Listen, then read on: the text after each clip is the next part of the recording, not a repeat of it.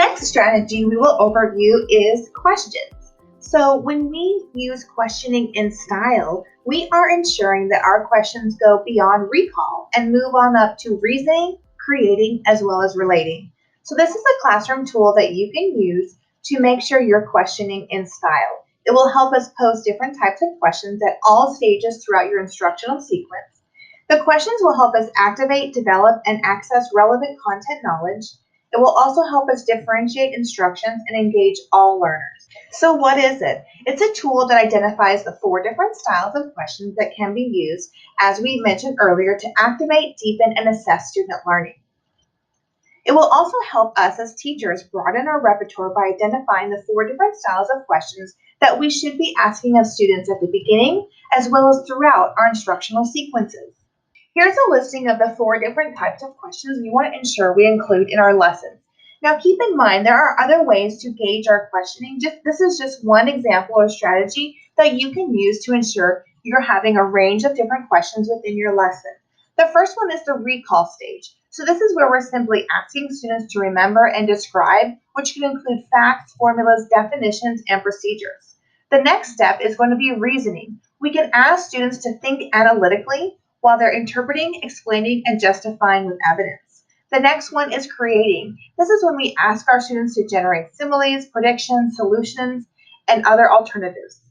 The next one is, and the last one is relating. This is where we ask students to connect with the content on a personal level. Now keep in mind, you do not need to keep the questions in this order. They can be brought in at any time during the lesson. Here are the basic steps to ensure that you have these 4 questions within your lessons. The first step is going to be to generate the 4 styles of questions during your planning. We have included a planning form to help ensure you have all 4 questions, as well as a question STEM menu to use as a reference to begin your questions. Make sure you pose those questions during an upcoming lesson, and then you can adjust instruction based on the responses you receive. You want to ensure all students are involved in answering your questions, and one way you can do that is to have everyone jot an answer before sharing. At the end, don't forget to survey your students to determine which styles they like best and which ones they like least, and also which ones they feel more comfortable with. Skills can be further developed with practice as you incorporate these types of questions in all of your lessons.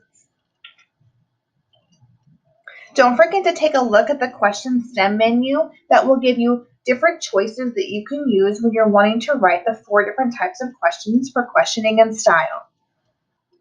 Here's an example of a first grade lesson where the students are reading through Sylvester and the Magic Pebble, and here are the 4 questions that could be asked. For recall, you could ask them, can you retell what happened so far in the story in your own words?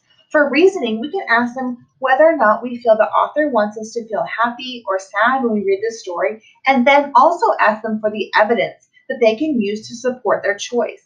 Through creating, we can ask them to think of a better wish Sylvester could have made to escape from the lion. And then with relating, we're relating it back to the real world. So if you were Sylvester, would you use the pebble again? This next example would be used for world history. For the recall status, we might have them examine a map and look at the trade routes between Europe and the East, as well as the population density of Europe. Then we can have them list at least 2 facts about the population as well as trade during this time.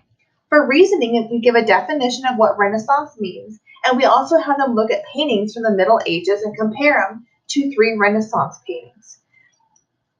Asking the question, could you infer how people's ideas were changed or reborn between the Middle Ages and the Renaissance? So bringing in that definition of the word and having them reason through the vocabulary as well as through the paintings.